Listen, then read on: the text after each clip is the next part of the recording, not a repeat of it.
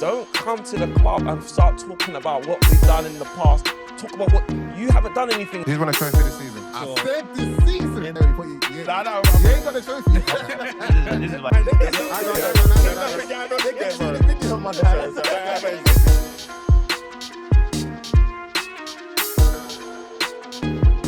Welcome back to another episode of Podcast Pundits, and I'll be your host with the most. It's not even close. And I go by the name of Strive, so you can call me Striver. As you can tell by the tee that I'm rocking, you know what I mean? I had to go a little bit further back in time if you're watching on YouTube.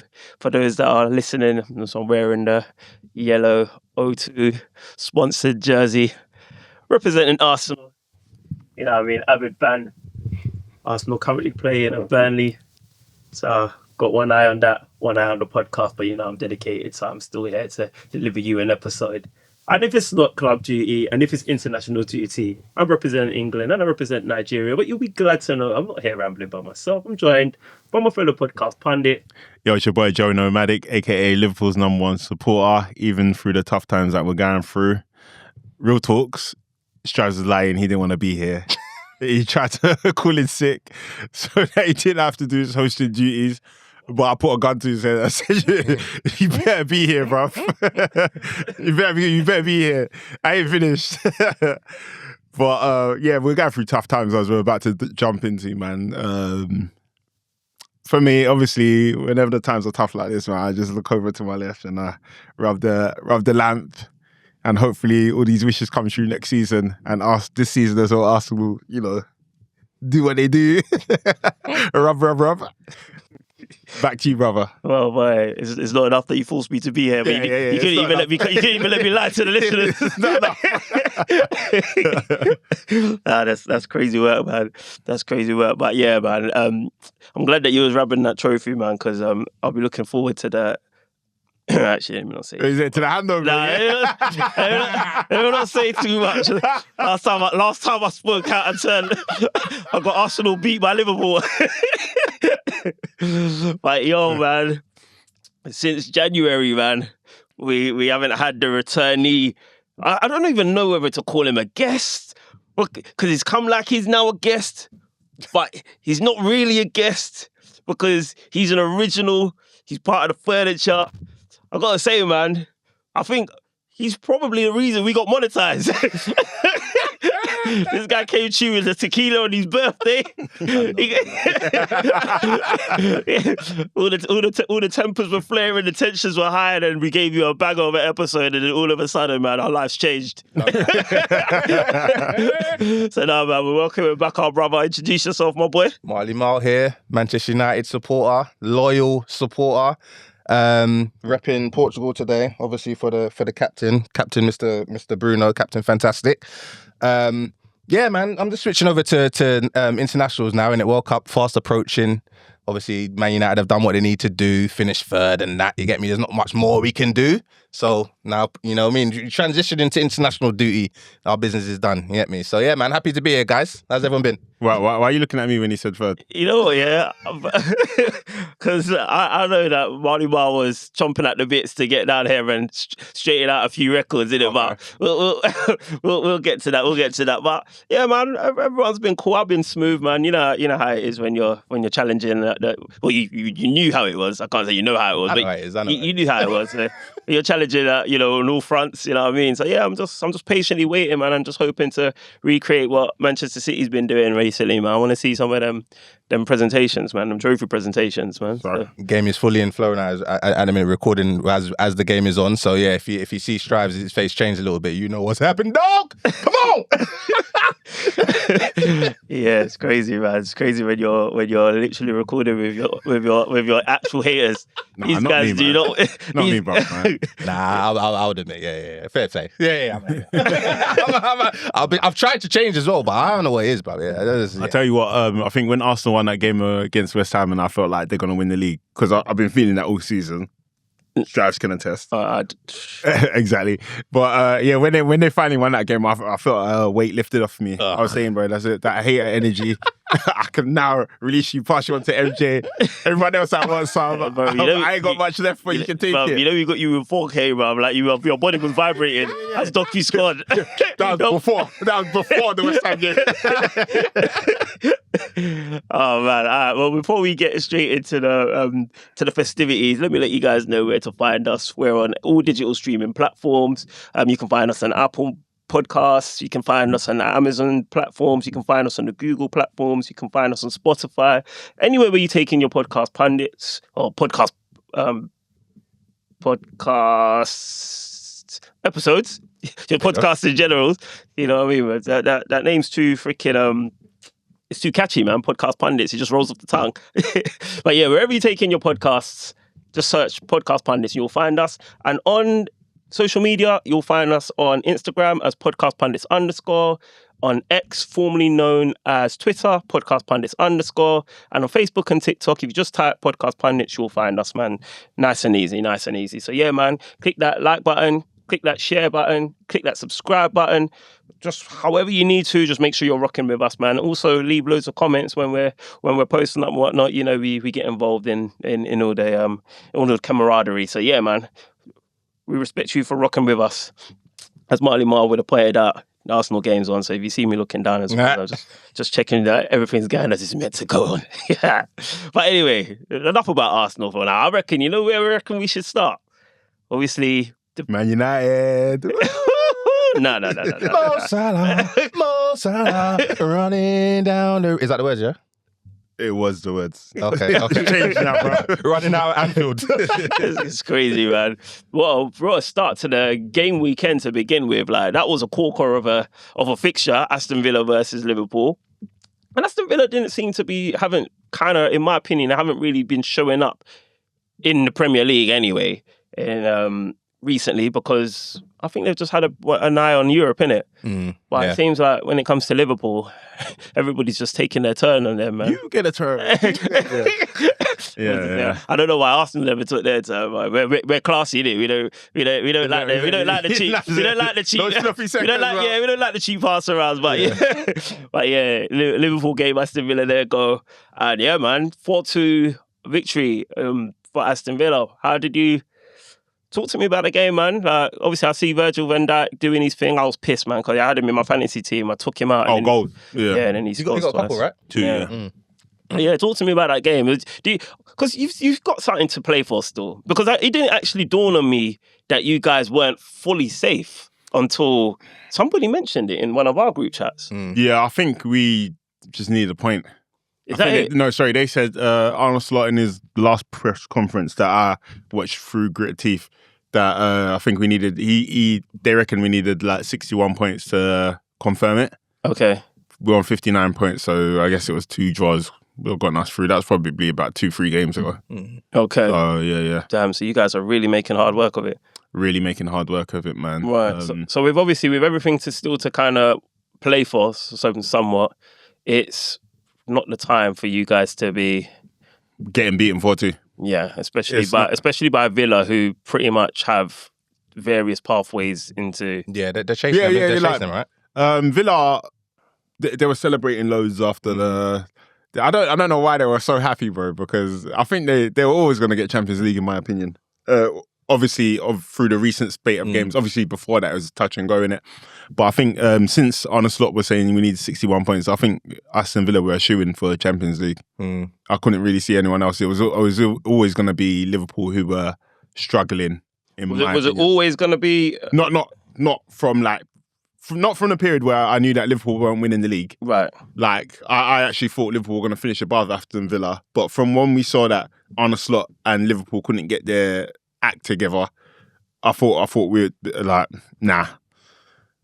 I just didn't see us being better than. I think there was a game where I thought, you know what, if we beat Man United, then we go above them. Maybe we can thingy, but then obviously Man United. You'd have been closer to us. I think No, we would have gone above you if we won that game against you. No, I think you would have been level on points, or just behind us. I believe. Okay. Yeah, I think we've been all right for third place for a while now. Yeah. And I think Aston Villa, to back to your point of Aston Villa, like why they're celebrating, I think it's because they're fourth, innit? Like finishing fourth and getting Champions League is more glamorous at the minute than finishing fifth, which is kind of but they've finished in Champions League before, bruv. And Aston Villa, and then if they win the Europa League, which they are favourites to win. Yeah. So I think like Aston, like Strive said, they had like so many avenues into Champions League, and I think they were calm. Yeah. So that's why I was surprised, but. You got to celebrate what you can celebrate, I guess. Well, it was Unai Emery's 600th win in his managerial career, so maybe they could have been celebrating that. Yeah. No, but remember, as soon I don't know if you watched the game. Did you watch the game? Yeah. Just parts of it. As soon as the final whistle went, Champions League music was Gans. Like, it was a proper knees up. It was a proper knees up there. That makes it. Yeah. That's so they're obviously they're confirmed to get it now. Yeah. I mean, they're always pretty much confirmed. That's what I'm saying. But like obviously you got to celebrate something at the end of the season. Man, Yeah. All right. Well, obviously we've seen what Villa's got to celebrate, but there isn't much to celebrate over at Liverpool. I mean, you've now conceded 52 goals. I think that's the most. Goals, yeah. That's the most. I don't know if that's the most ever, or if it's the most. No, it's not the most ever. Since I think it's since 1914. I think we've been relegated before from the top division, so it's definitely not the most ever. Yeah, so 1914, 1915. So it's the most you guys have conceded since then. Ironically, that's the same date that Manchester United last played 40 games in one season. So you two have got time in common, guys. Still.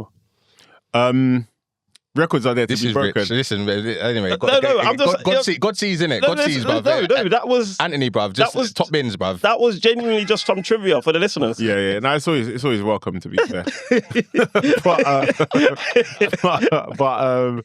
Records are meant to be broken, and Arne Slot is breaking records. He broke records last season. He's breaking the other ones this season now, bruv. Like something about these Dutch managers and breaking records, bruv. I swear. Like he took his time. Obviously, it took his time for to expunge the memory of Klopp. It took a year, obviously. No, it's not gone, bro. Like, Klopp, listen, you know what? I don't want to attack my comrades, innit? But I'm very close. I'm very close to swinging on anyone I see, bro. That's wearing the Liverpool shirt, bro. But these man, you said expunging the memory of Klopp, man. These guys don't know how to let that man go. Like they're really like. But it's a great though. So it makes it. I understand that. 'Cause obviously, like it's taken a while for. The ghost of Sir Alex Ferguson. No, like God forbid, obviously he's health. Yeah. But like the ghost of literal. It's like every manager comes in and they say they want to live up to what Manchester United used to be, the identity of Manchester United. And when they say identity of Manchester United, they think of Sir Alex Ferguson. So the great managers, it takes a while. Like we've just heard about Pep. Then obviously the news just came out today. Is that confirmed? It seems to be confirmed. Like when enough outlets are talking about it, it's probably going to be confirmed. But like when Pep leaves, bruv, like Man City they've got a good squad, but it's going to take a while for them to recover, get into a rhythm of how they want to play, because like who knows who's going to go. And that's why I'm not the maddest at what's happening, because personally this should have been happening last season. Yeah. But we were lucky enough to squeeze a title in before we went off the rails. But just back to the Jurgen Klopp thing is like, these guys keep on talking about Jurgen Klopp. He's not here anymore. Bro, why are you talking about Jurgen Klopp, bro? Like, if Jurgen Klopp was here, he would have done this. This would never happen under Jurgen Klopp. It did happen under Jurgen Klopp. But he's not here anymore. Why aren't we looking at Jurgen Klopp to get... Bro... When they say it did happen under Jurgen Klopp, you talking about Salah, or are you talking about the way Liverpool are just imploding? I'm talking about having an imploding season. I'm not sure quite like this, though. Yeah, not to this magnitude. Right now, we're still possibly going to make Champions League. I don't know if you guys remember 22-23, we didn't make Champions League.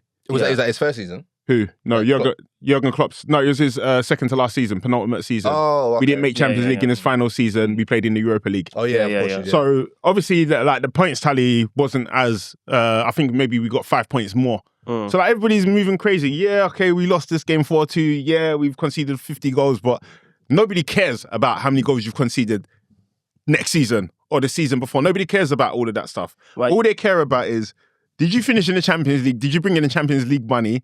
How many points did you get? Was it a good season? It wasn't a great season. Cool. What are you doing this season? Did you win anything? That's all that matters, isn't it? So, but where you haven't like nailed down your Champions League spot, I think that's probably where the jitters are coming from, because now you've made that final game against Brentford like all to play for, and then you've given what's their face Bournemouth something to play for against City. tomorrow. So it's just like it's up in the air. So combine 100%. if you combine everything together, you're conceding loads of games. The identity is going.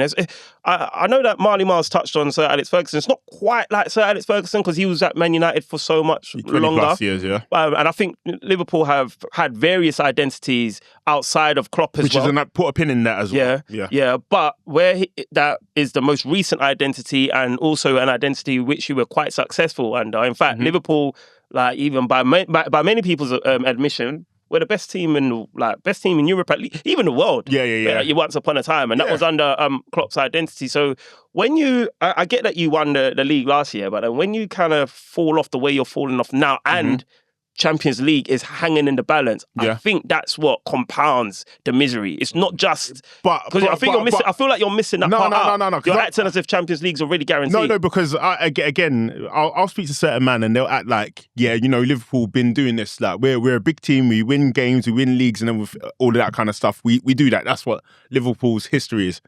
Okay, before your time, bruv. Yeah. If we go through Liverpool's record in your lifetime. Yeah, that's not what Liverpool are. Yeah. So I get it. You can hark to the glory days and all that kind of stuff, but let's talk about the fact. Saying the glory days, most of even our generation wasn't here to witness it. It wasn't very bro. If we look at Man City, we look at Chelsea, even we look at Arsenal to a certain extent. These guys have had slightly more glorious periods in our lifetime, and obviously Manchester United. Yeah. So like we're talking about this glory. So like sometimes I even want to punch Slot in the face when he talks about it. Yeah, like we're doing better in the Champions League than we were doing in thingy because we've not made it past I think it's quarterfinals in a long time or something like that, innit? So like, bro, like I'm getting you to places that your team wasn't getting to, and I want to box him because he's saying it in a way that's to kind of cover his bad performances. But then at the same time, he kind of has to say it because these men are trying to, they're coming for his neck, innit? And rightfully so as well. But I don't expect my manager to not like go swinging, innit? Like I expect you to swing back, especially if what people are saying isn't looking at the bigger picture.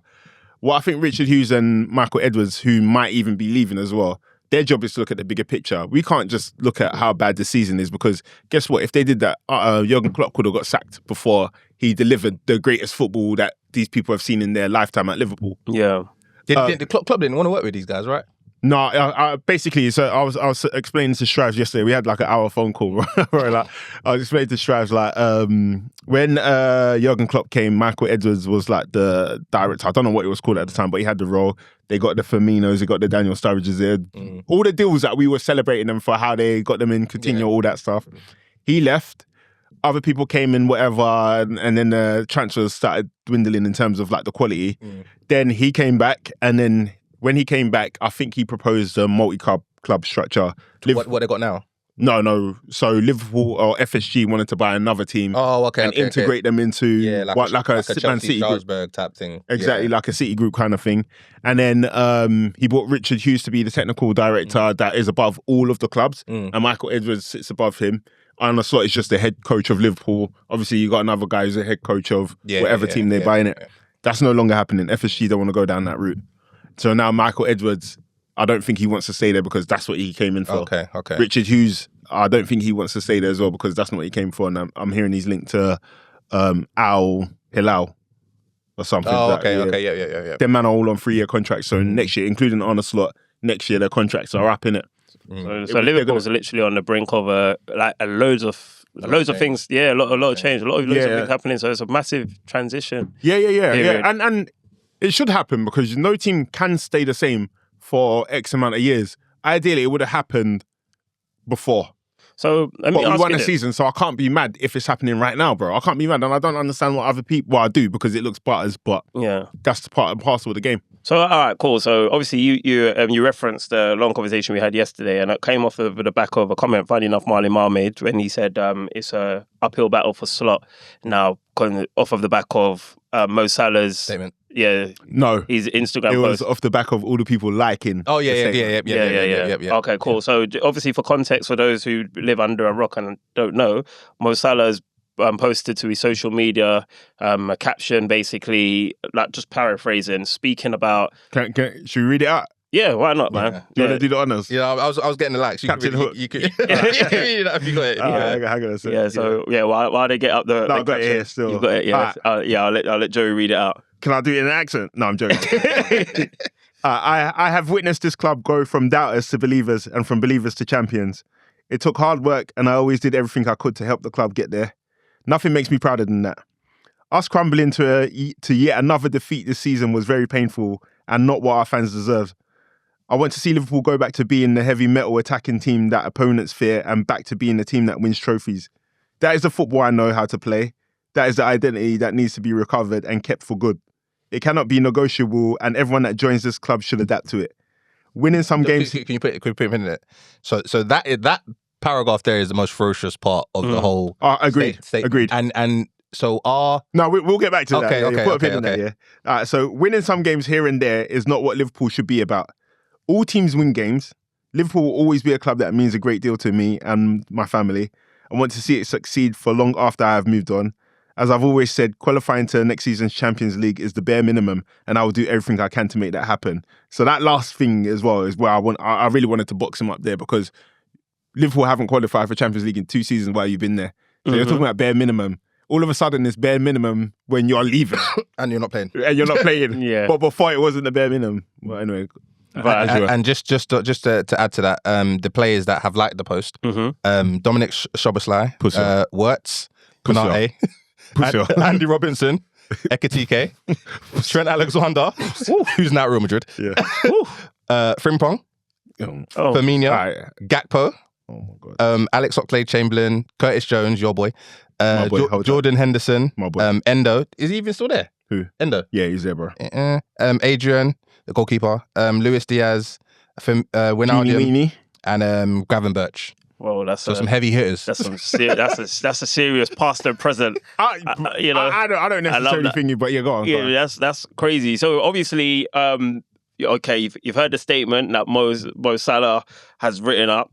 Let me know, listeners and viewers, was that even his place? Has he got the right to do that? But Marly Marl reckons it's an uphill battle for Arne Slot from here, not just because Salah's potentially saying some home truths. Can we say he's saying some home truths? Yeah, 100%. But it's because of the support that he's getting from his comrades, so to speak. Because this was the point that I was making to Joey, because Joey was kind of contesting, like, why is it an uphill battle for Slot?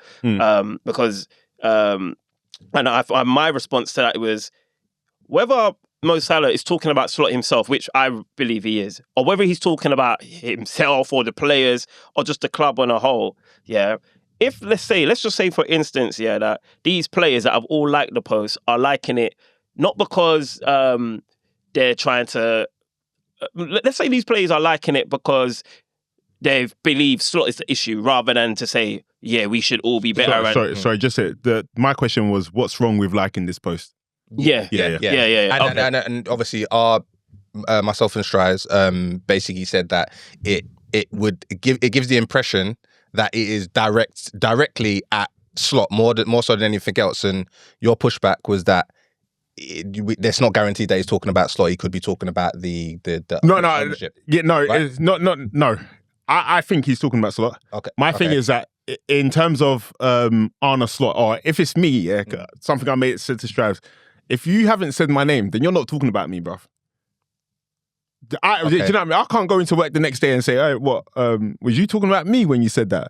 Because that means I'm.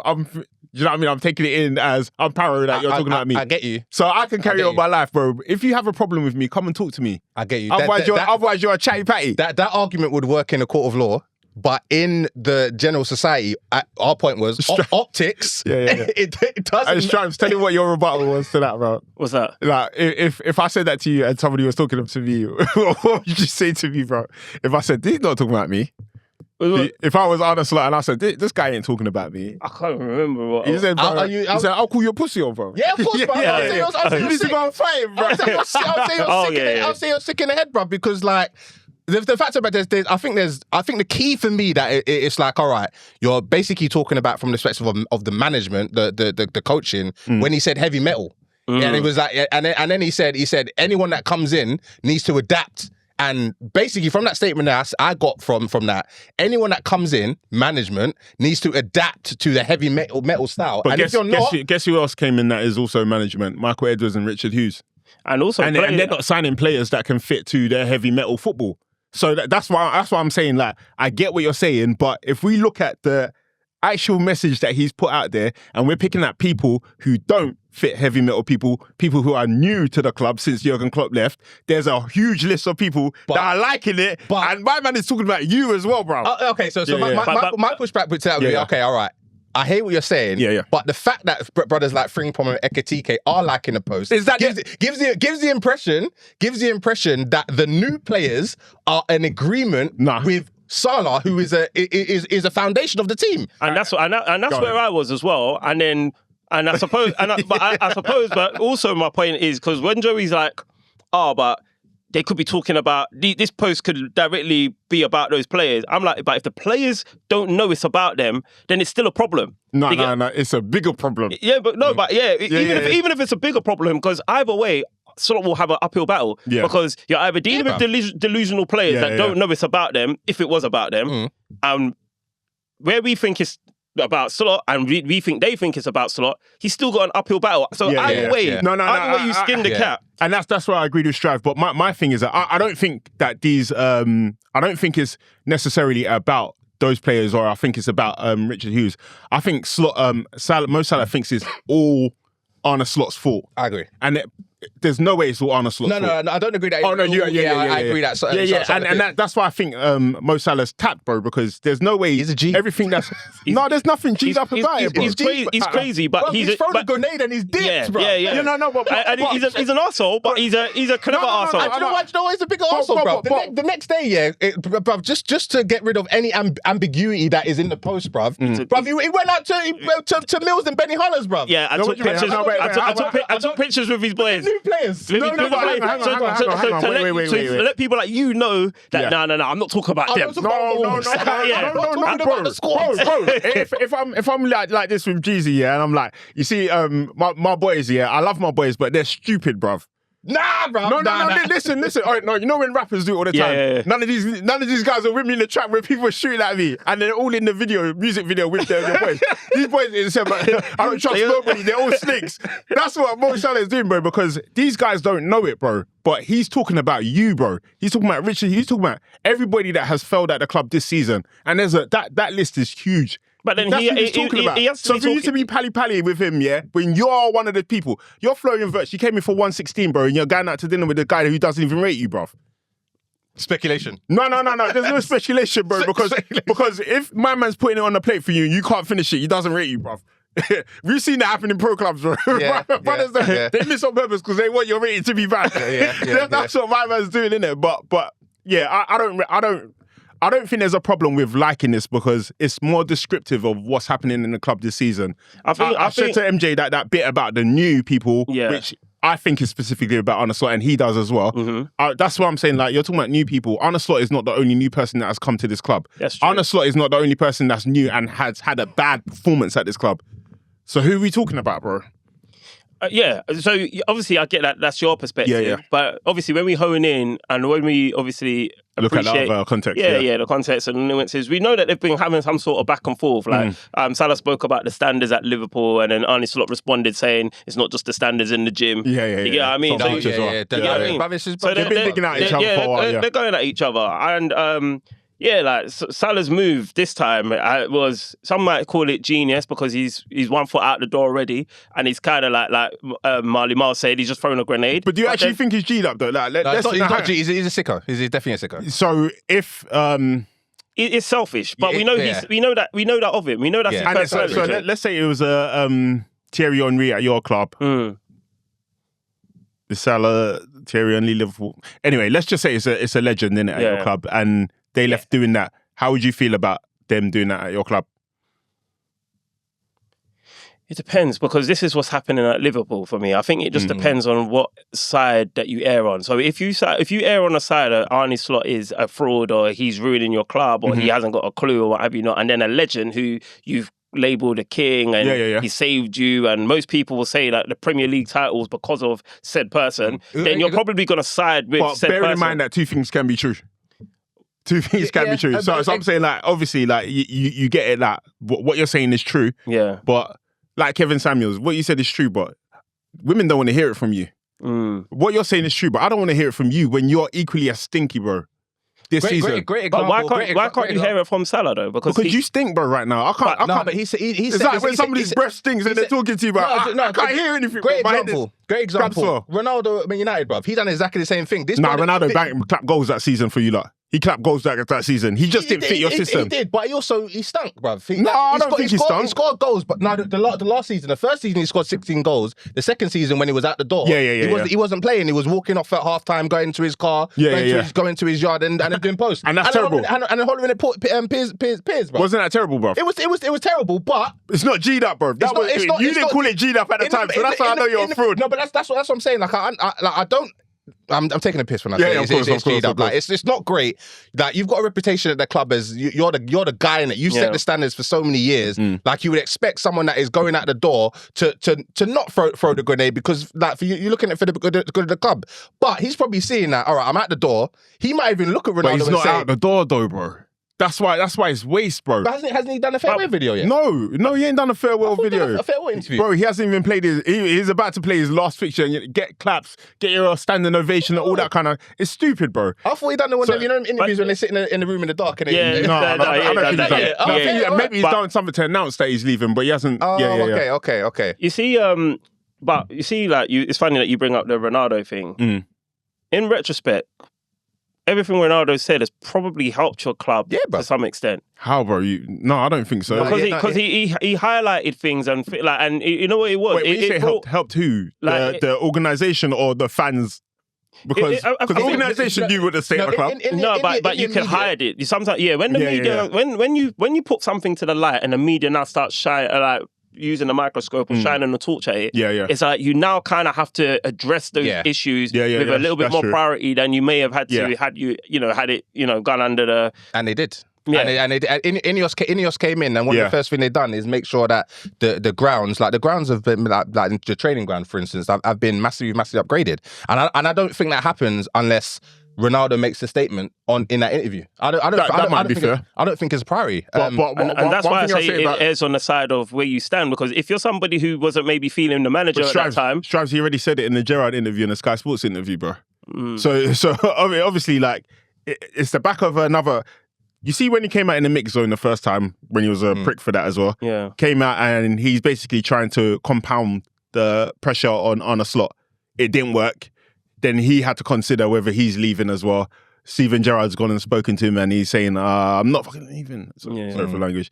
And then now, the pressure's mounting on Arne Slot and he's trying to come in and do the final knockout blow again. But I don't know if he's failed, but look, right now it's looking like he's failed. I'm hearing bare stuff like, FSG are reconsidering, but they've been reconsidering all season. But all we know is what we know. Reconsidering what, sorry? Arne Slot staying. Because Arne Slot's been coming out in press conference saying, yeah, man, like I've been involved in all the new decision making going forward. I'm staying at the club. And I don't think even that's stupid, But bro. do you think Salah was trying to get Arne Slot sacked? Or do you just think he was just trying to just a final quick up yours before I leave? No. Because I personally think he was just petty enough to just be like, up yours, mate. I want you to know how I feel about you. That's all he's been trying to do all season. Bro. I don't think he's dropped that statement in the hope that, all right, Arne Slot sees it and then sees that standards need to improve for himself. I think he's saying, yeah, bruv, this guy's not it, bruv. But you could be saying that. But you could be saying that this guy's not it, but not with any with knowing that. Whether I do this statement or not, it's not going to change the decision or anything. It's more so like, say, up yours. I don't think you're it, but I want you to know, and I want the fans to know this is how I feel before I go. I don't think he's trying to get him sacked. I think he's just trying to be heard. Do you know why I think he is trying to get him sacked? Because I've also heard from very reliable sources that a lot of the teammates knew that this statement was coming out as well. Okay. So, and then that's why. And then other people started releasing their statements after as well. Curtis Jones. So then isn't it an uphill battle then for Slot then? No, because the guys who have released statements are leaving the club, bruv. Like Andy Robertson done one, he's out the door. Curtis Jones has been he's been out of the door he was supposed to leave last January. No, I get what you're saying, but I just think nobody's released anything who is supposed to be here next season. Yeah, and but still, it kind of like it leaves mud on the walls. You know what I mean? Yeah, for sure, bro. You get For what I mean? sure. So And you that's what he does. You know what I mean? So that's why I agree with that uphill battle, because it's just more to deal with. It's more like, you see, like, okay, for instance, Mikel Arteta came out recently and spoke about when he was on the opposite side. He was in a dugout for Man City and he played Arsenal, and he spoke about the atmosphere at the Emirates and how like melancholy it was, and how while he was still at City. while he was still at City, and he's like, yo man, this is dead. So one of the first things he thought in his mind that he was gonna task himself with was improve the atmosphere, just improve the way that Arsenal fans feel about the club, and that was an uphill. But it shouldn't be that, because managers shouldn't have to do that. All you have to do is but managers have performances. Managers are key in that, exactly, because in the way that you have the fans feeling about the club. Extracurricular activity, bro. Yeah, but it's important, because I even we'll get onto Man United, but I even think like Man United are trying to do a similar thing at the minute. Yeah. But have you noticed that they're trying to do it now that things are going well? No. I think things are going well because they've done it, and I think it helps with stuff like the training ground. They even done like training ground. Remember, when somebody comes in and takes over a club, the first thing you need to do is improve the facilities, bro. Remember I was saying about Newcastle? I can't believe that's what I do. But in reality, they don't do that, bro. But you see, like PIF, they own Newcastle. They're the richest club in the world, but you're still going to train at a dusty training ground, or you ain't got the biggest. Yeah, do you know what I mean? I think from a standpoint that people, like, someone understands that football isn't just on the pitch. It's all about getting the right environment for players as well. Those people that understand that would see look at the training pitch and be like, all right, we need to improve this. I can see that point. I don't think everyone does that, and it's massively important. It's massively important. Yeah. So when Arteta was doing it, I think one of the first things I went to Emirates last Yes, I remember you talking about this. The atmosphere was different, bruv. And obviously he wasn't winning the title at that moment, but you could just feel like the fans were happier to be there. Yeah, it was just a happier environment to just go to, and Slot. It just makes his life difficult. Where if you've got all your ex players that all your fans respect or respected, what have you not, are coming out against this man, it does become but they're not coming out against this man, though. They're not coming out against the man like directly, but everything is pointing to it's not good enough. Yeah, it's not good enough. Then the buck always stops with the gaffer. Yeah. So and now whether he's like the gaffer feels the biggest effect of the buck. But it doesn't stop with the gaffer. It's always the owners, because they're the ones who appoint players and they're the ones who get rid of players. And it's on their decision that the club lives or dies. But you know, though, that the first change that is always implemented. Exactly. Yeah. So that's why he faces that uphill battle, because ultimately it's now on him to undo all of this noise and all of this mess that has been created. And when you've got like all your players liking the post, it's herd mentality. Yeah. It's like, how many of you are feeling like him? Yeah, and how many of you are weak-minded? But what I also say, why I didn't think it's more of it's definitely more of an uphill battle. But my question of this being an uphill battle wasn't necessarily it's not. It's this guy's already got an uphill battle in terms of trying to rectify this season. That's an uphill battle. So adding this Salah thing on top, it's going to increase it, but not by as much as the battle he's already facing. Like he's going through it now, bro. And especially the fact that you're getting rid of all these leaders, their experience is going to be gone. You're going to have bare new players, or hopefully you're going to have bare new players in the league that's foreign to them. That's a bigger uphill battle than all of this stuff, in my opinion. So what's your talk to me then? What's the way forward? Like as a Liverpool fan, how do you see a way forward? Is there a way forward with Slot still in the job? There is, but it's not easy at all. So like one of my friends, he got caught cheating, whatever. He was saying, bro, like it's easier to just get into a new relationship than to finish off that one, bro. And that's the same for Arne Slot. For Arne Slot, it's easier for you to just get a new job. For FSG, it's easier for you to get a new manager than to rectify that uphill battle that MJ's talking about. But if you were to do it, I think the best way to do it is to get rid of all of those people that have liked. Yeah, you got to bin them. And that's impossible. It's not happening. No. Does Salah play in the last game of the season? I'm definitely not playing Salah in that game. I'll give him like 2 minutes to come and get your applause. If you don't want to come on, do that. I wouldn't me neither. I'll be like, you want to say F me? I'll show you how to really F somebody. Don't even come to the stadium. But my thing is that thing is not for Mo Salah. It's for the fans.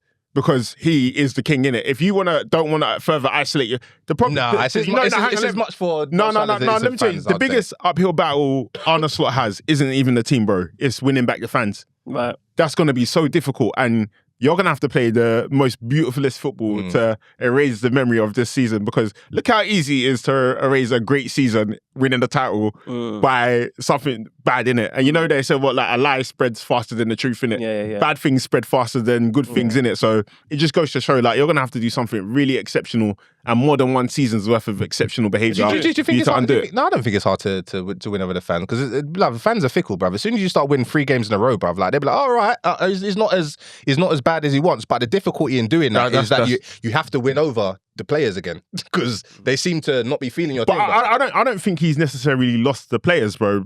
I think they don't understand what they don't understand what he's trying to communicate on the pitch.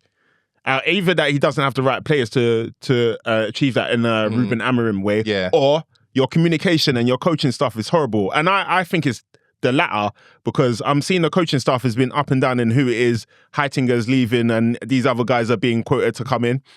Well done. And then obviously you got brothers are just going on holiday every week, bro.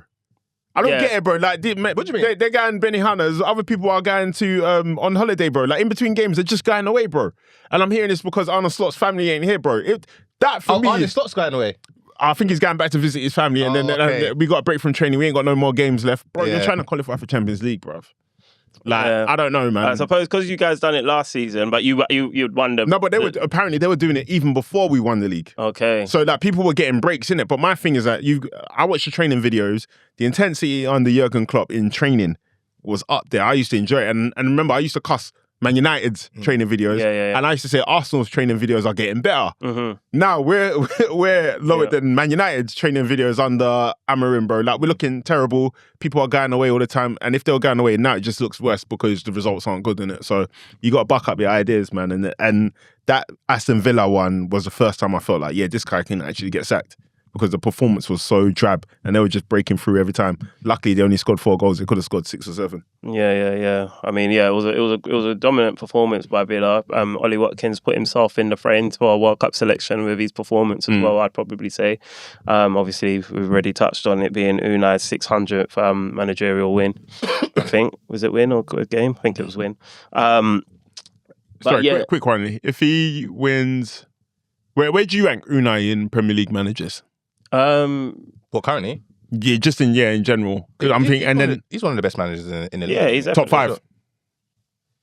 Yeah, I'd have to say yeah. And if he wins Europa League, does that put him higher, or is it like how many? There's a certain amount of times you can win the same cup, and I give you additional accolades, bro. I think with Unai, because I found it interesting, that funny enough, amongst the noise of all this Arne Slot stuff, I was listening to TalkSport, and one dude was on there saying that you probably have to get rid of Arne Slot, and if it's not Alonso, bring in Gerrard. I was like, Gerrard at Liverpool, bro. I was like, thank you for mentioning that. I was like, what? That's another Liverpool rant I need to go and go. I'm like, why would you bring in Gerrard? Like, what has he done? Okay, I think he won in Scotland, but outside of that, he nearly got relegated with Villa, and what brings me on to that, because I didn't want to just rag on Gerrard and Liverpool, but it's more so Unai took over that decrepit Aston Villa team. From relegation zone. Yeah, from relegation zone, got them challenging, got them into a European spot. You know what I mean? So when I say challenging for the European spots, he actually was once upon a time in the title race. Yeah. And then he's on the cusp of not just qualifying for Champions League and winning a European trophy at Aston Villa. It's an amazing feat. Yeah, he's done well. And they haven't invested that much this season either. Last season, when obviously they had Rashford, when they had Rashford, they invested a lot and they were doing really, really well. Then Monchi left, innit? Exactly, yeah. This season, they didn't invest much, and beginning of the season, they were chasing for the title, and now they're in a European Cup final. Yeah. And Champions League. Yeah. I It's think great, man. Unai Emery's probably just only after Pep, Arteta. Yeah, so he's top 5 for you, Yeah. Yeah, I think he's top 5. I've always thought he's top 5, though. Well, not always. I'll say I've always thought he's top 5 since doing it at Aston Villa. Why would you have him? Lower than Arteta. Yeah. I just obviously I've seen them both at Arsenal. Yeah, so for me, it's like I've seen, and I know Unai probably could have had a bit more time, but in the time that he did have, and the time, like even if I compare his first 18 months with Arteta's first 18 months, I still preferred Arteta. Different landscape, but yeah. It wasn't that much different. No, but remember the aftermath of Arsene Wenger. So like you're the first pancake. Yeah, you know when you're making pancakes, the first pancake is clapped in. Yeah, but throwing the bin. we've seen. I hear you, but we've seen it. We've seen like how hazardous it can be when you come in after like failure upon failure upon failure. And I use the word failure a bit harshly, probably, but yeah, exactly. But Chelsea, Tottenham, even. You get what I mean? Wenger towards the end of his tenure, and Wenger's one of my greatest of all times. He's one of my goats, yeah. But he was literally being ushered out of the door by nearly every Arsenal fan. Yeah, so he wasn't necessarily performing at a level that Arsenal fans would be happy about. Then Unai Emery comes in and he gets to a European final, doesn't win it. He's kind of getting ushered out of the door somewhat. Then we have the caretaker manager in Ljungberg. We're doing even worse. We dropped to like 14th at a point. So Arteta came in at a very turbulent period. Yeah. And then on top of that, he has to get rid of all the your Aubameyangs and which you owe him an apology for. I don't know if I do, because it's taken him too long to get me that striker. It's taken him too long to get me that striker. And you know, my whole thing, you see with me, like, I don't mind if everyone wants to try and pull up my receipts with Arteta, but if it's taking you 6 years to pull up my receipts, I couldn't have been that wrong. Do you get what I mean? Like, so, and my whole thing is, I've always said, is just get us a striker and we'll start to win something. And just by the way, guys, as we're recording, Arsenal's full-time 1-0, we beat in Burnley, 1 game away from winning, and we've got that striker. So I can't be wrong. You know what I mean? I can't be that wrong, can I? So just to go back to what you said, and I owe him an apology.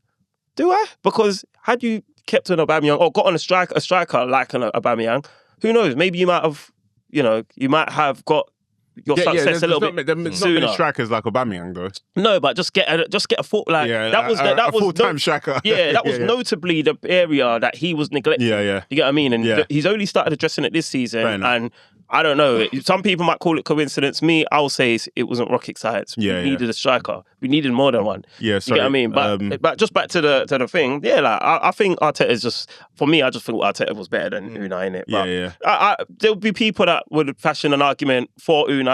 But I think if Arteta wins this season, like the Premier League, hard to do that. And if he especially if he wins the double, that nobody even questions it anymore. So I think people are only questioning it purely because of the trophies. Yeah. And I don't, and which is fair enough, though. Yeah. I don't know. Minimum requirements, come on, man. You know why I can't say it's fair enough? Because you got to look at the sample size. Unai's been managing for how many years? Versus Arteta's 6 years? Yeah, but he can be better now.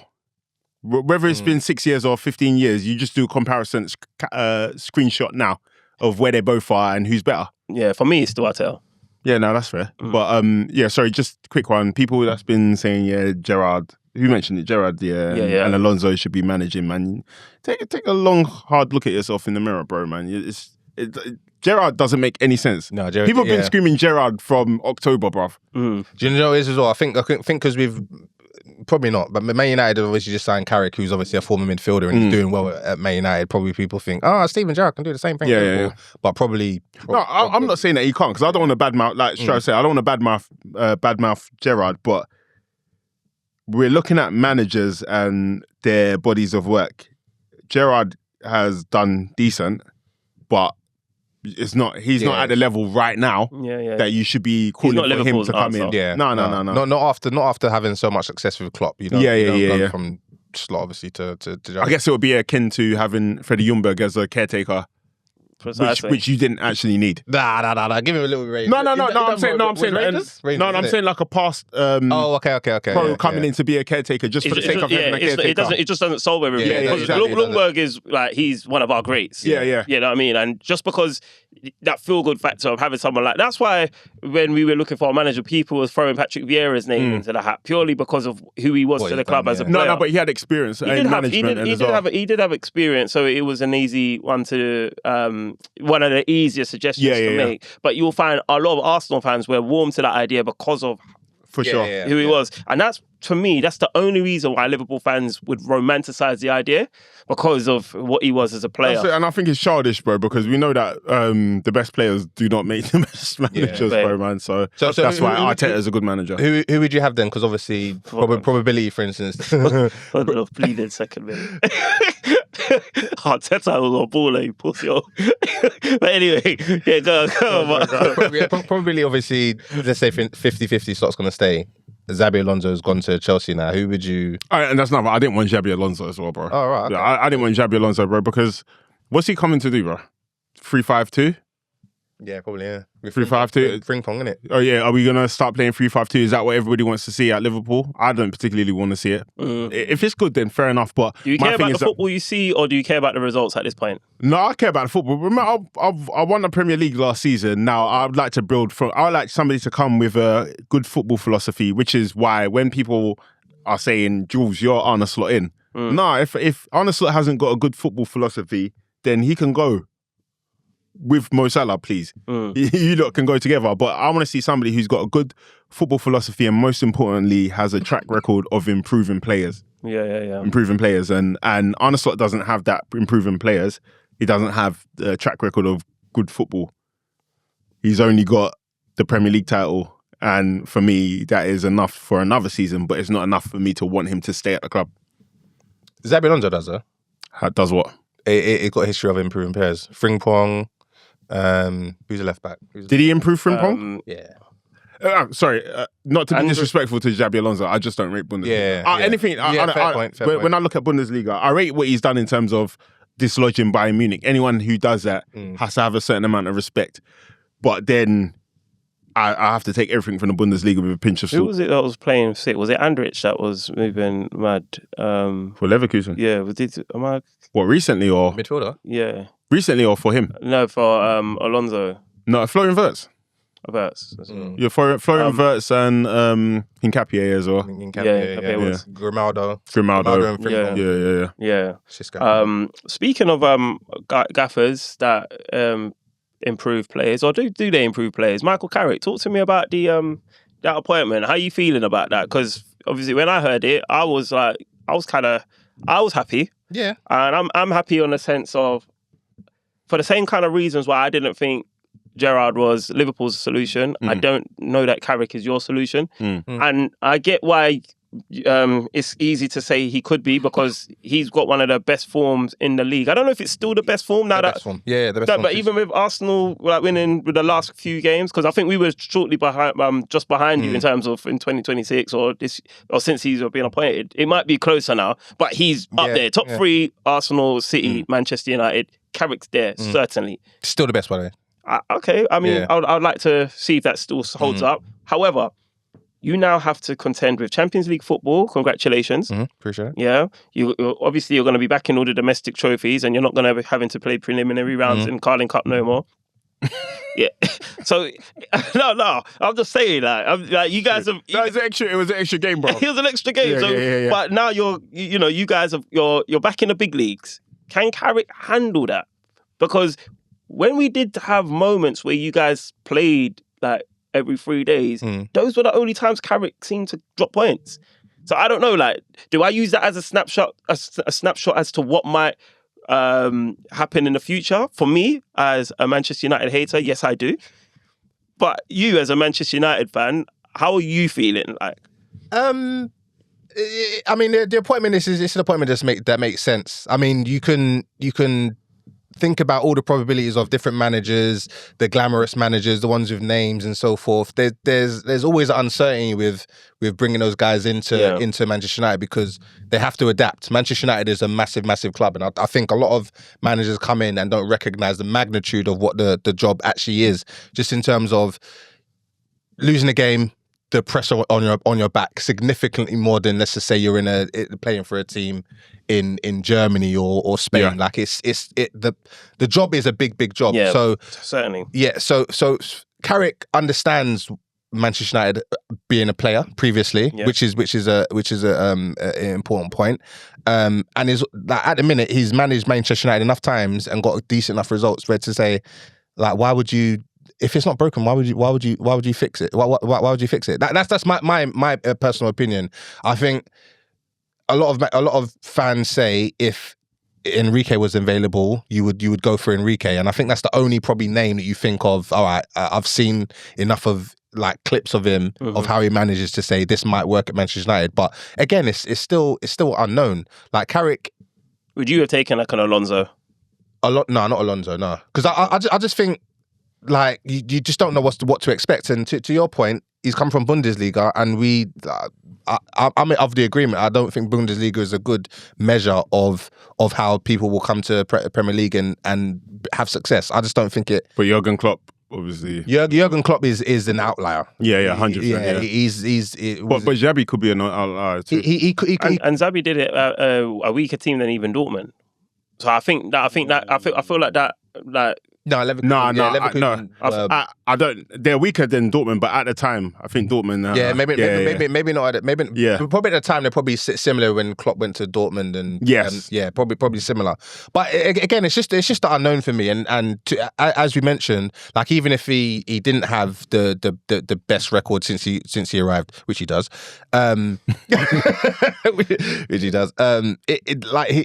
he's done enough to at least secure a job for 2 years at Manchester United. Because we've been through a number of managers previously, and it hasn't worked. People obviously say that it's a similar, obviously, makeup to how Oli came in. But what a lot of fans are saying since Oli has left, and we've obviously had Ten Hag and whatnot, and he who shall not be named. Voldemort. Voldemort, bruv. Yeah, Voldemort. The Portuguese con man, bro. Since we've had those guys, bruv, like we look at Oli now and as a moment and period in our post Ferguson that Oli was actually decent. Yeah. So to me, it's just a no-brainer. I think it wouldn't have made sense to get a new manager. And for Ineos, we already know Ineos, like they're in terms of their decisions that they make is very data driven, and the data at the minute is that Carrick is. What, Ineos is data driven? Yeah, that's how they sign. Nah, that's not true. That's how they sign all the players. Like Dorgu, for instance, like his stats. You think Dorgu is a bad man, isn't it? I think it's alright still. As an attacker. Have you heard people say he's the best left winger in the league? Who said that? No, I'm just some United fans are debating. I did see that, but some United fans are taxed. That's a tack comment. But he's good though. Dorgu's good, and I think next season, now that he's playing as an attacker and not like a left back, he'll do alright. I think that's probably been one of Michael Carrick's greatest strengths. Like he's actually just playing players where they're meant to be played. Bruv, exactly. And going back to four at the back, and also like also important point. Like he's very calm with Voldemort, Portuguese con man. Bruv, did you notice how many? I'm not comfortable with you guys disrespecting. This guy wasn't as bad as you're making him out to. He was a tyrant, bro. Right, but if you finish 16th, I think. But this season, before he left or got sacked or whatever it was. But he didn't make. Were you like 5th or 4th? No, like I think it was like 8th or something like that. But they were in close points. Yeah. The performances weren't. He was sacking like a lot of goals. Like there was the neglecting midfield that it just didn't make any sense. And that's been for a while, even under Ten Hag. Yeah. The neglecting midfield has just been a problem for me. Yeah. And I think obviously Carrick, as a midfielder, he understands and recognises the importance of making sure that is in a correct order. And sorry, to my point, Portuguese con man. Did you notice how many interviews he was doing while he was Manchester United manager? Yeah. Have you noticed Carrick doesn't do that, bruv. Yeah. He doesn't. But wait. So when these interviews are happening, are they not pre-match and post-match? Is that not what they are? But I think that's what it is. But he was doing additional ones because it felt like he was doing. No, he wasn't. It's just that people wanted to know. People wanted to see the downfall, bro. He was doing too much. I'm telling you. Anyway, to my point, because you're only contracted to do a certain amount of interviews, and he was doing. I promise you, he was doing more than that, bro. Yeah, he was a wicked con man. Carrick has quite in things at United. Yeah. And while you were talking, I did definitely check to see if he was the most informed manager, and he is. But Mikel Arteta is a close second. Just put that out there. So, but all right, cool. So look, all right. So Carrick is staying. Carrick is staying. You're glad about that. Bruno Fernandes, he's footballers, writers, player of the year. Where are you with that? I don't know if you caught last week's episode. I wasn't happy with it. What do you mean? I don't think he deserved it. Deserved what? To be the footballers, writers, player of the year. Do you think Declan Rice should? I thought Declan Rice definitely had a better case for that. I'd even say I would probably even say, who else could I say? Semenyo. I'd say Semenyo has a better case for it. Like, I think there's players, that have done more this season and are achieving more this season than Bruno Fernandes, in my opinion. I think I don't know that he should have won it, in my opinion. So obviously you are a United fan and you love Bruno. Do you think he deserved that award? Yeah, I do. I just because of the assists? No. It's actually overall performances in games, and the assist is one thing. Obviously, the assist is great. He's got 20 now, but if you actually watch Man United's games and see how much chances this guy creates for the players, he was creating some bad chances, some sick chances. He should have had at minimum. Let's just say he should have had 4 or 5 assists on the weekend, and a lot of the games this season have gone like that. Like, he is putting a lot of stuff on the plate for guys that are squandering chances in front of goal, and it just so happens that some of them are too good that they can't miss. I saw a stat as well that it said Bruno Fernandes, in terms of his GNA contributions this season, he's contributed to a total of 33 points, which is insane, because we've got like 68 points in the season at the minute. So you just look at that, and it's like he's directly contributing to the good fortunes of Manchester United. And we found ourselves in the Champions League when people said, Carragher, for instance, said that we were going to finish 8th. I said we'll finish 5th, and I was laughed at the beginning of the season. I think I had United close to the top 4. I think I did in my predictions. We'll have to run it back, but I'm pretty certain I did. Sorry, obviously there's nothing wrong with Carragher predicting that you'll finish 8th, though. Because you seem to have taken offence to it, bro. I took offence, bro. Why would you take offence to it when you finished 16th in the season? But Marly Marl's thing back then was always that their players were better than that. And if their players just, as well, though. Even if their players just, nothing happened and they just go again next year, he'd automatically expect them to move correct, because they should have moved correct. Yeah. Fair. And even with that, I put them 5th, bruv. Like, so us finishing 3rd. But you can understand why Carragher would not think what you think. Yeah, I mean, Carragher has some takes, isn't it? So, I don't know. I don't think that's a bad take, bro. It's not a bad take. It just so happens that this season was a horrible season for everybody. It's a bad take in hindsight, because we finished 3rd, isn't it? But it's not a bad take. But that's the only thing you've done, though. And I think that's the only competition we was in. Yeah, but he didn't. Yeah, but that's why he didn't anticipate that you're only going to be in one competition when he made that prediction, bro. But we had 2 domestic trophies, FA Cup and Carling Cup and Premier League. Yeah, but he didn't anticipate that you're going to get knocked out of everyone first pot. Even if he was in those top competitions, it wouldn't have made that significantly. Of course, not as much as being in Europe, where you're playing midweek. You know what I mean? Like, so it's but can you understand those that might say there's other people that had a better claim to that?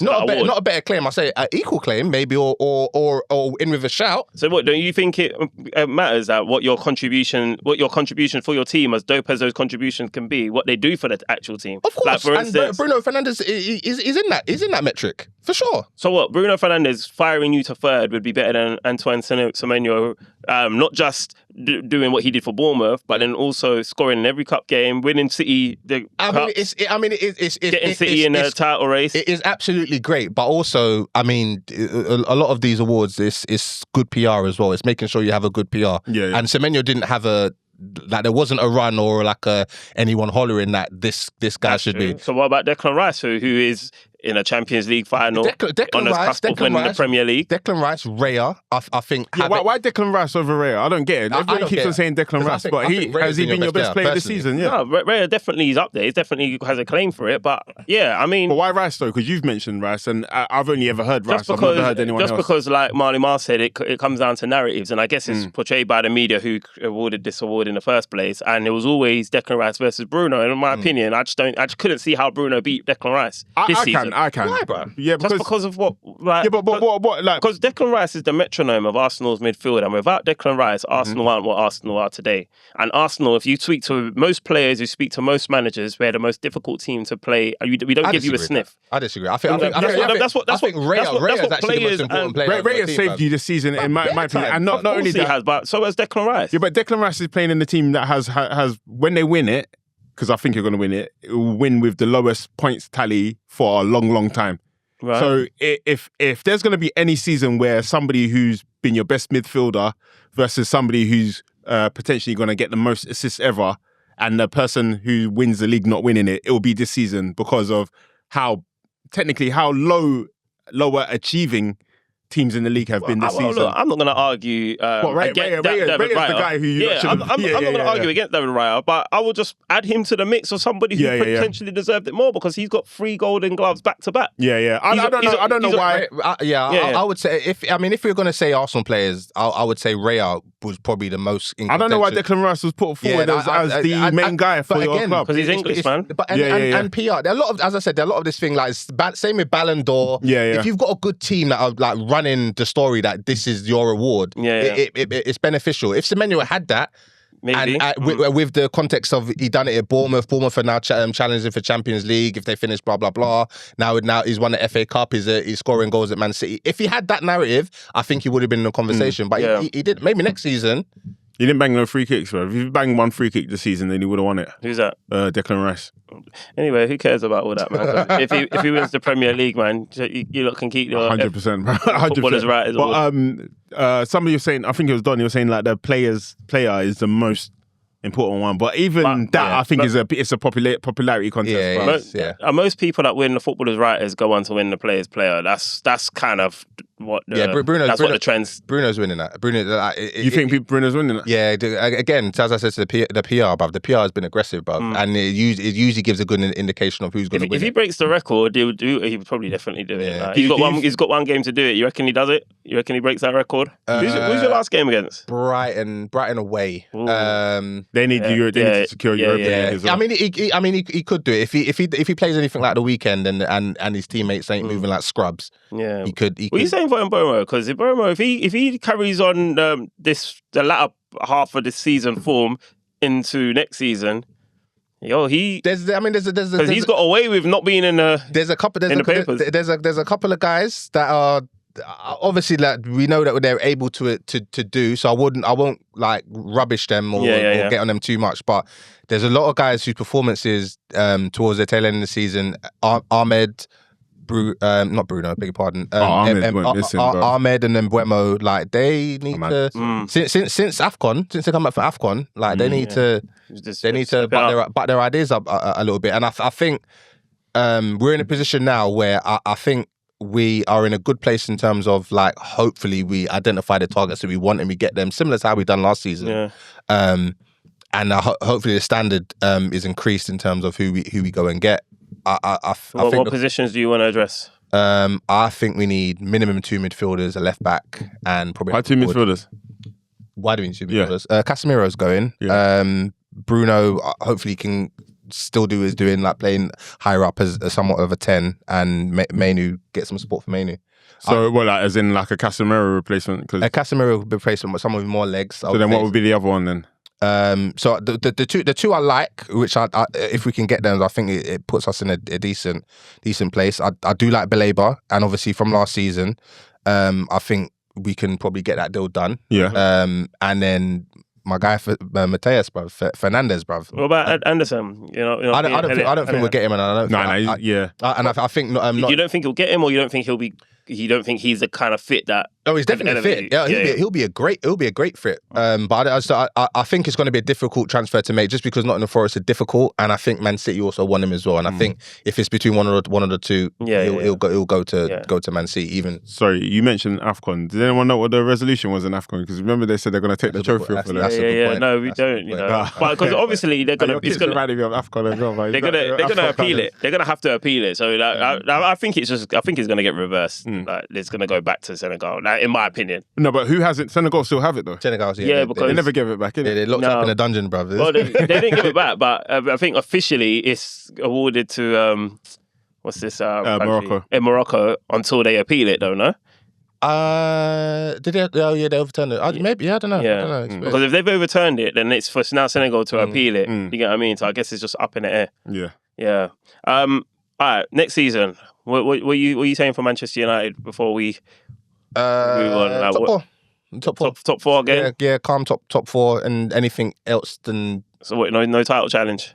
I think we can challenge for the title next season. Okay. Yeah, I think we can. Yeah, if we. I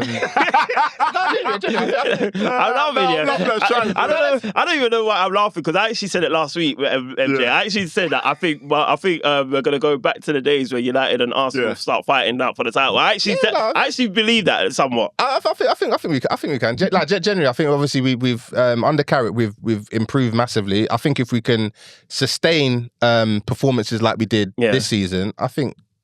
But I'm not saying title winners, but we can definitely be up there.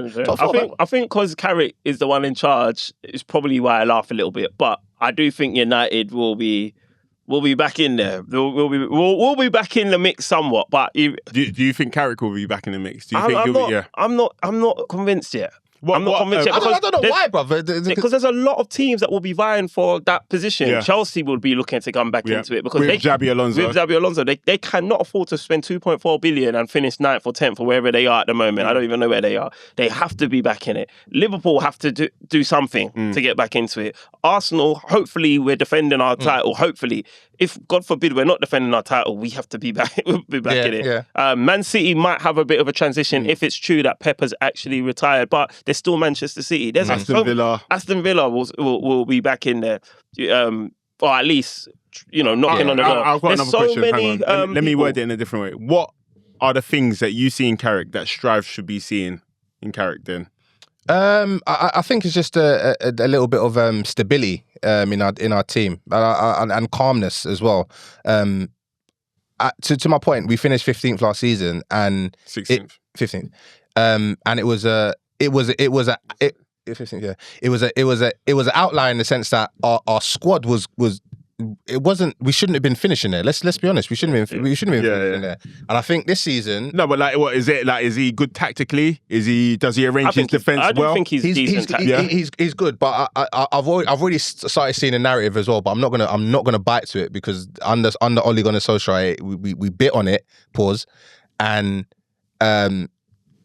it cost him his job, and that is the identity. What's Man United style of play? Blah blah blah, bro. Yeah, what is it? Bruv, win games, bro. So obviously we just had this conversation and Strive's asking for Liverpool, do you want to see better football or the results? I don't want to see winning, because that's what we did this season. At the start of this season, we were just winning, but we're playing horribly. Are you telling me you'll be okay with winning horribly it falls off a cliff? You were okay with that last season though, because when you won the Premier League last season, I don't think you particularly played that great. Yeah, we needed the Premier League, remember? And then as soon as it started, I started complaining that we're playing terrible, but we're winning games. So like, right now, our need isn't to win a Premier League. Our need is to be a good footballing team.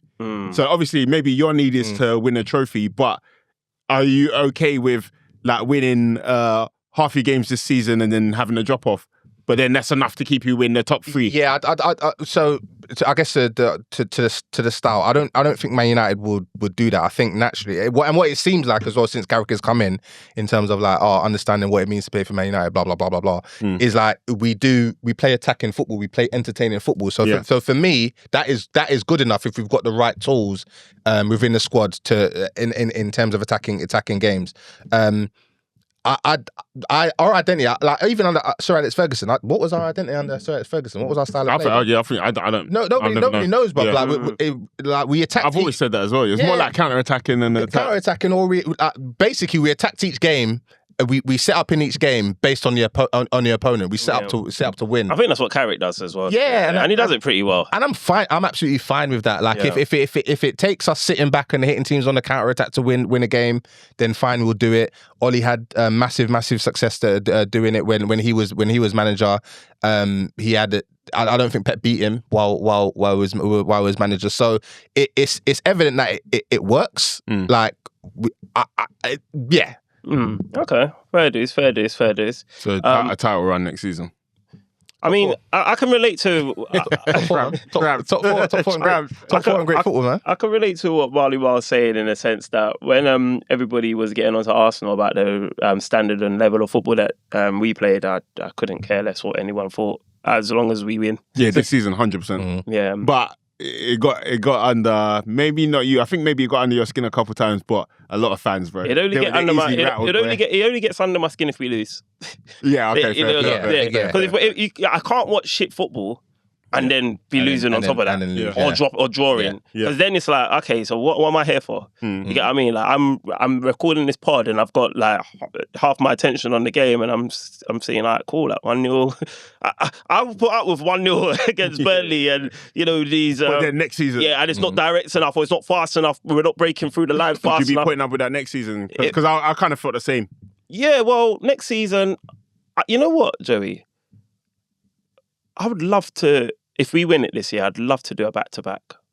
So yes, okay. So you just want to run it up.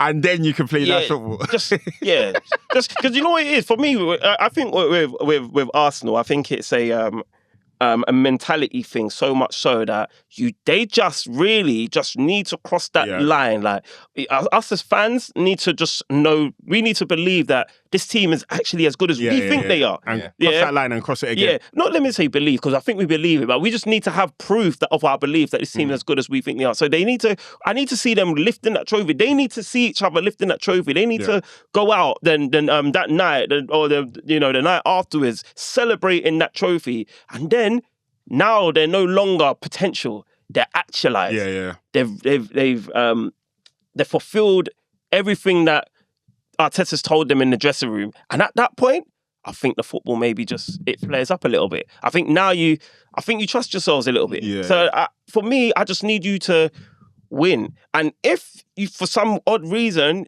there's still a little bit of doubt in your heads when you win that trophy, and you need to do another one playing this robust, rigid football, do it again then. Well, eventually you're going to believe to yourself that you guys are those guys. And that's all I think Arsenal are missing, just that bit of belief that you're those guys. Like even like watching the Burnley game, like I can't say that I watched it with the full attention, but there's certain times when you're just like, there's a part of them that you could see that nervousness, like it's 1-0 and it's like, oh, is it going to happen? Like, 7 minutes injury time. Oh, my days. Are we going to concede? Every time it went off for a goal kick, you see Gabriel rallying to the fans. They're celebrating it. Like, it's good because you're celebrating the fact that you're winning. But at the same time, it's like the boys are almost like nervous. Like, you know what I mean? We're not playing with that surety that we've got this. Whether it's 1-0, whether it's 2-0, whether it's 3-0, whether it's 4-0, we're not playing with it like we've got this. It's like, guys, let's just get over the line and then we'll deal with everything afterwards. So I think once you get over the line, you guys might not see a Premier League for a couple of years, man. We might not. All right, if you don't win it, what do you do? Yeah, you know what I do. You know what I do? I hope it's not what I think it is. I don't. And do you know? Hey, what do you think, bro? I hope it's not what I think it is, bro. What do you mean? Because mental health and men's suicide is crazy, bro. Because if I lost, came second 4 times in a row, bro, that's it. I'm gone. No. I wouldn't go that far, but I'll tell you what I would do. I'll horror out my mobile phone provider. I'm saying, yo, let me get that part code. I'm changing my phone number. I'm changing my network. And then you, man, I'm handing my resignation to Podcast Pundits. I'm going on a summer-long holiday. Summer, bro. Summer-long. I'm moving to Australia, bro. I'm moving to Australia, bro. When the new season begins, you guys would have forgotten by now. No, I don't think so. You can even walk past, you can't even go on YouTube, bro. The talk sport will just be finishing your head, bro. It's true. To be fair, I think you win the title by tomorrow anyway. I can't see Man City being Bournemouth for some reason. Yeah. Oh, really? I think they're going to. Where is it at Bournemouth? They're Bournemouth. Yeah, I think they're going to slip up. Damn, if Bournemouth win that, it's that- over for us. Bournemouth- It's over for Liverpool in the Champions League, boy. Well, that's Bournemouth's last home game of the season, probably. Actually, The thing is with Manchester City, like when I watched them at I watched the FA Cup final again. I watched that sparingly as well, but they didn't even play that great. no. Chelsea. They didn't play that great, but they was just they had a lot more belief.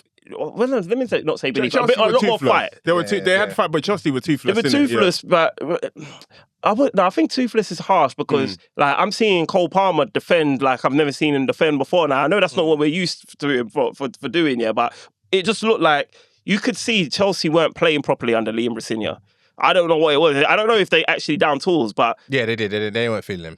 But against Man City, you could see that, okay, like, they're trying to make this a tough game. It was a matter of sooner City score, they've won it. But if they didn't, Chelsea could have slimed their way to a trophy with a penalty shootout or something like that. You get what I mean? They made it. I think that's just. Do you know what it is? I think that's the players recognizing that they're in a final, and regardless of who the manager is, what they're doing, if they play their game, if they play to their capacity, they can win a, as you said, scumbagger trophy. I think that's the only reason why It seemed but they did look toothless though. Especially in the box. They did look toothless. Fair enough, but City didn't look amazing to me. But what City did do for me is they just always look like we can do this. Yeah. So for me, like when I saw them lifting their second trophy of the season, I'm thinking Manchester City have 2 trophies in the bag before I've seen my team lift one in a season where it's only circumstantial. I hear you, but I can't lie to you. I was so fuming with it because I'm just like, what is this like?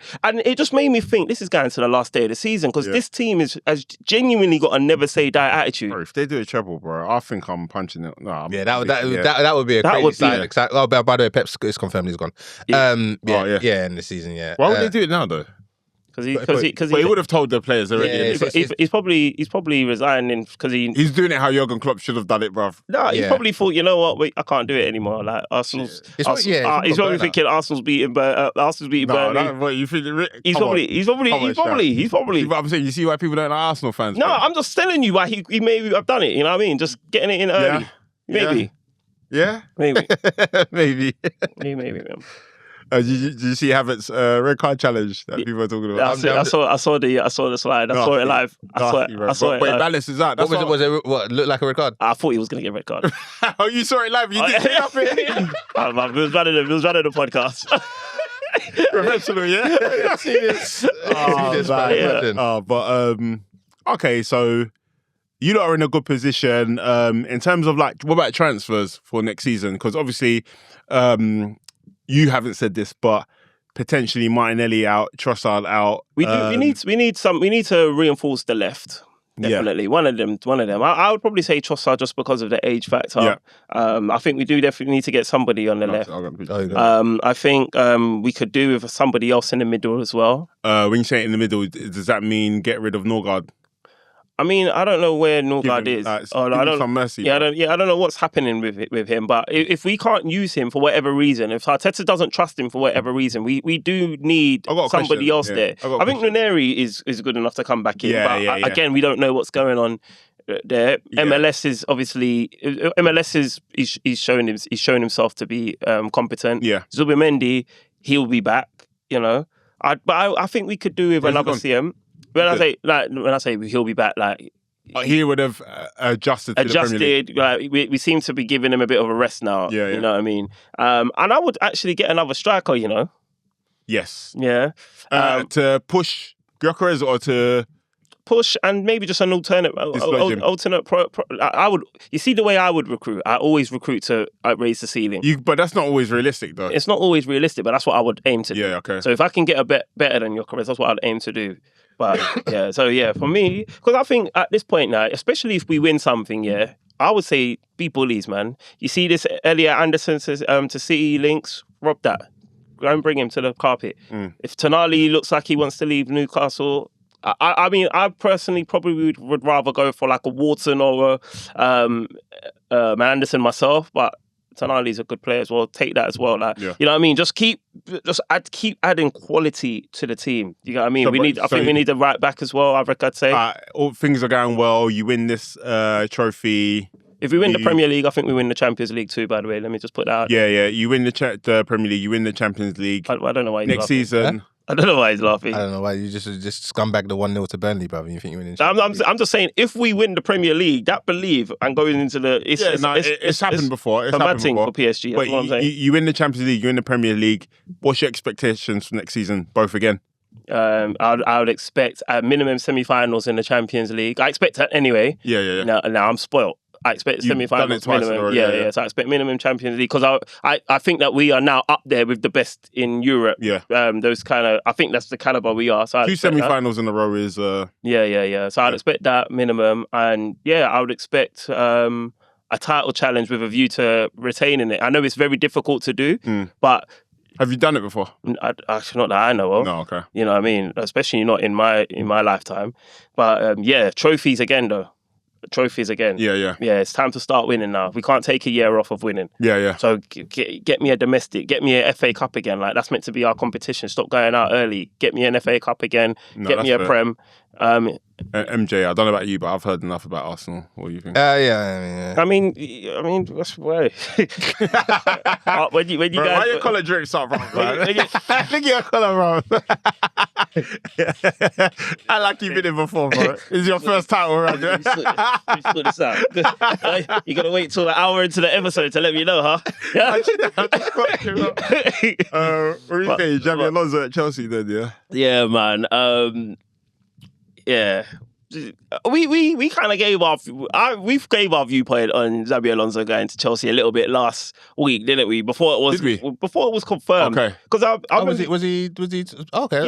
Yeah. Chelsea that then. Okay. Because I remember, I think it was Joey may have said it, and I definitely agreed. I thought if you take that job at Chelsea, then I'm definitely gonna start side-eyeing your tenure at Real Madrid, and maybe you got sacked for an actual reason because something's not right upstairs, bro. Because I don't know why you take that Chelsea job. No, that was what I said before we started recording. I think everyone goes into these jobs, these big jobs, like these managers back themselves so much that they think that they can turn this around. And I don't think Chelsea on paper is a great job. Like they invest in players, they spend money, they win trophies, they've got a good squad. So on paper, for a manager that rates himself, it's a great job. Can he convince the Enzos, the Cucurellas? Because these guys all look like their heads were either turning or Cucurella will still stay. Yeah. Enzo's not even that good, bruv. So I don't know why he's edging for a move, bruv. He can dip, bruv. No, do you know what? I think Enzo, he will respect the fact that he's coming from Real Madrid and that's where he wants to go. So I think he'll, if nothing materializes in terms of a transfer out,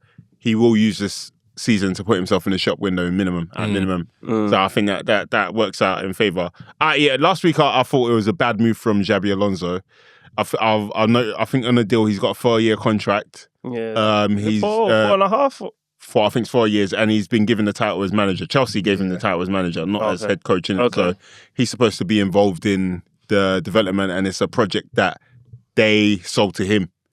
Rather than him kind of applying for it. So I feel like the club will kind of be built around him as much as possible. So I think it might be I'm changing my mind a bit. I think it might be a decent situation only because Chelsea have so many players already. Yeah. So if you wanted to start playing back three, which Chelsea have done before, I think it'll be a lot easier to implement at Chelsea than it was for Amorim at Man United, or it would be for Xabi Alonso to do at Liverpool, in my opinion. Yeah, I would agree with that. And it looks like they're not getting any European football as well at the minute. So I mean, he's got a Carrick season. He's got a. So that's not. Sorry, one question is what's Michael Carrick's terms of his deal? Whereas in terms, what do you mean? Like, how long is it going to be? And 2 years. I guess it's the same model that the rest of the managers had. Like there's a board in terms of like who he's the head coach.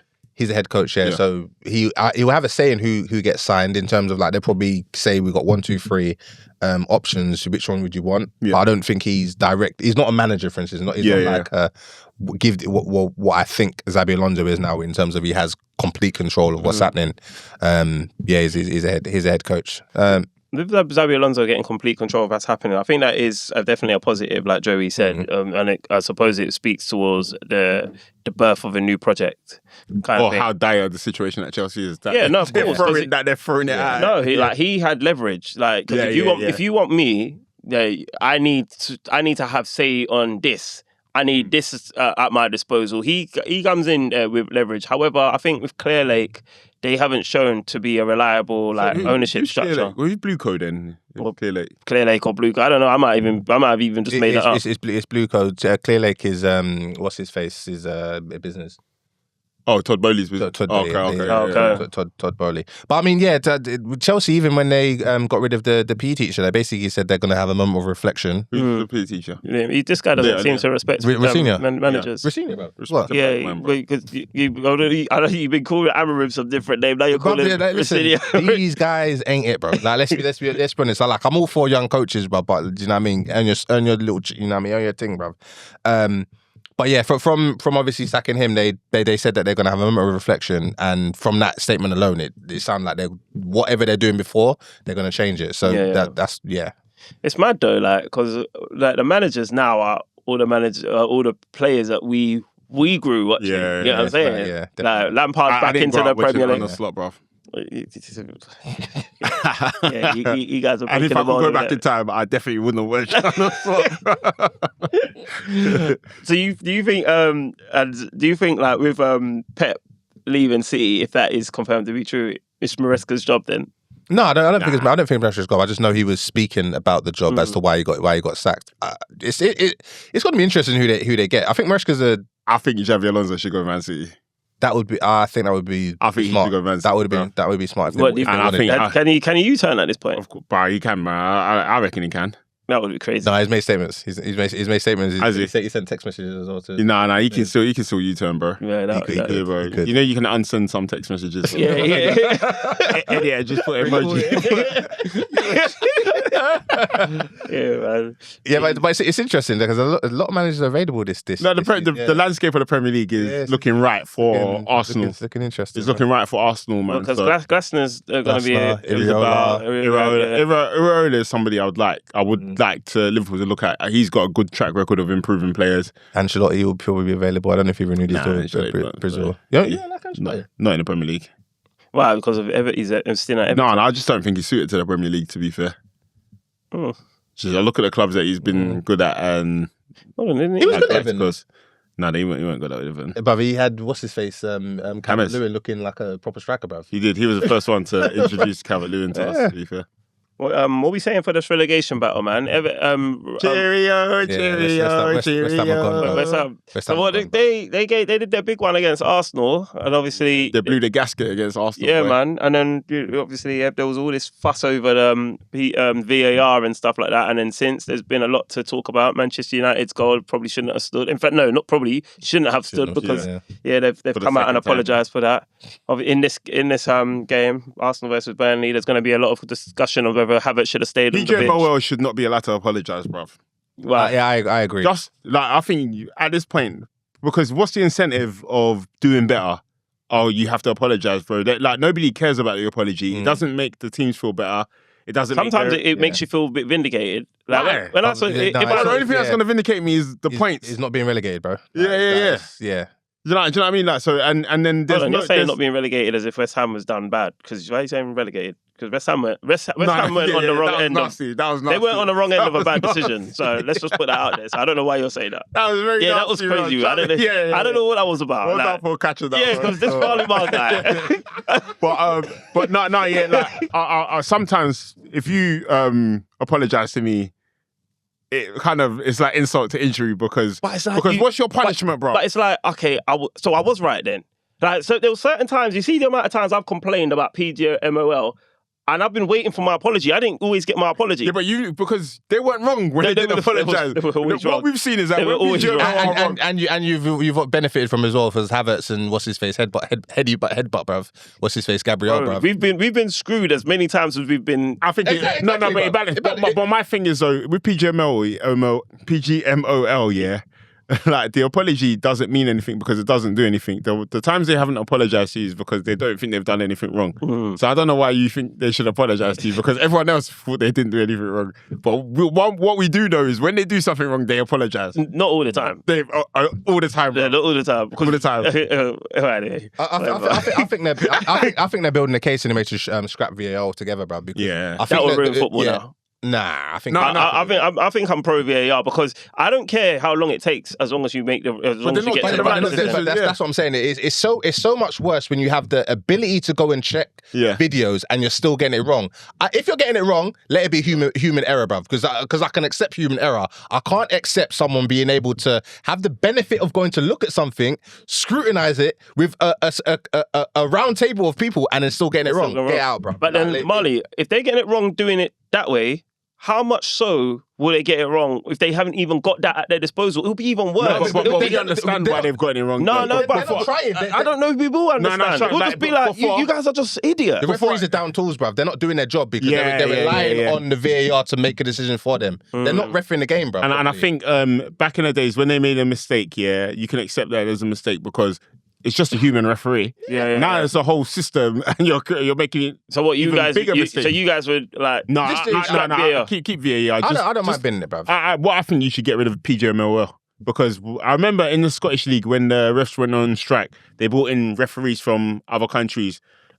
Just stop having English referees, bro. Okay. Open up. Why can any players and any managers be from anywhere, but all the referees have to be English? I don't get it.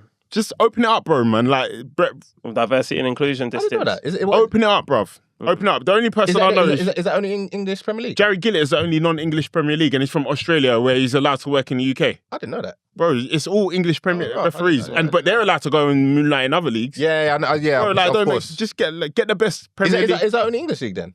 It's like Italian and Spanish. No, I think Scottish League is like. I remember they had Italian referees in Scotland because they were on strike, and I think they've gone on strike in Italy as well. But no. Like for instance, in the all leagues, I think they have their own from the FA. Oh, okay, and like, it's affiliated with the FA because that's how it's always been. Okay, from grassroots up to Prem.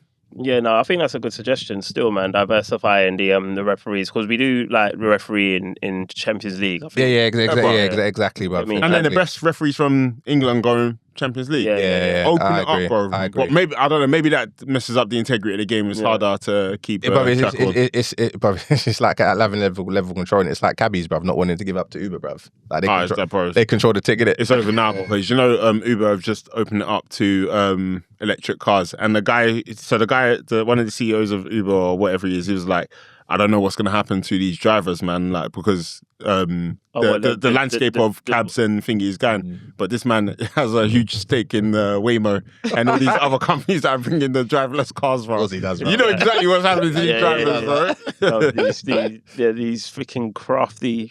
I don't even know what to call them, bro. The devils, bro. Yeah. But I don't know if you're devils, bro. No, you're a devil because you know what's happening, but you're not telling them what you're just strategically positioning yourself. You're a devil, bro. Give me a chance to prepare for my failure. That's coming, bro. I hear that. So when you say West Ham gone, or is there a chance Tottenham? No, there's a chance, man, but I feel like because Chelsea always beats Spurs at Stamford Bridge. So if history repeats itself, then it goes to the last game of the season. Yeah, obviously Spurs just need a point. I think West Ham are going to lose again. I've not seen anything to suggest otherwise. Who's West Ham's last game? Leeds at home. They should win that game. Yeah. They really should win that game, but And I can't remember who Spurs' last game is. I really would have loved if Spurs got relegated. Spurs have got Everton. It would have been great. Spurs were going to lose that game as well. They got Everton at home. So they could both just keep losing, but Spurs will stay up. That's what happens in a relegation battle. You're not supposed to win your last games. It's true.